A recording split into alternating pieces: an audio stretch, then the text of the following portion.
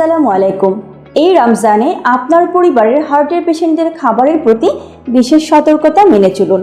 রমজানে হৃদরোগীদের সুস্থতা বজায় রাখতে ভাজা পোড়া খাবার সম্পূর্ণরূপে বাদ দিন এবং ডেইলি খাবার তৈরিতে তেল, চিনি, লবণের ব্যবহার সবচেয়ে কমিয়ে ফেলুন এবং রান্নায় ব্যবহৃত তেলটি যেন ওমেগা 3 ফ্যাটি অ্যাসিড সমৃদ্ধ তেল হয় সেদিকে খেয়াল রাখুন।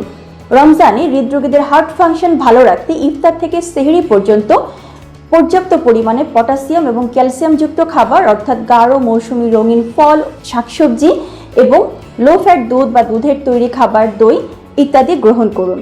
মনে রাখবেন, হার্ট ফাংশন ভালো রাখতে ইফতারিতে যে কোনো ধরনের কৃত্রিম রং, ফ্লেভারযুক্ত ড্রিঙ্কস বা কোল্ড ড্রিঙ্কস গ্রহণ করা বাদ দিন। পরিবর্তে বাসায় বানানো উচ্চ পটাশিয়ামযুক্ত বিভিন্ন ফলের শরবত বা ফলের স্মুদি, যেমন লেবুর শরবত, মৌসুমী রঙিন ফলের স্মুদি, এছাড়াও রয়েছে চিকেন স্যুপ বা ভেজিটেবল স্যুপ, এই জাতীয় খাবার এবং সেই সাথে বিভিন্ন ধরনের সহজপাচ্য নরম খাবার, দই, চিড়া, কলা, সাবুদানার পরিজ, ওটসের পরিজ, নরম খিচুড়ি, এই জাতীয় খাবারগুলো আপনার হার্ট ফাংশন ভালো রাখতে খুব বেশি সহায়ক।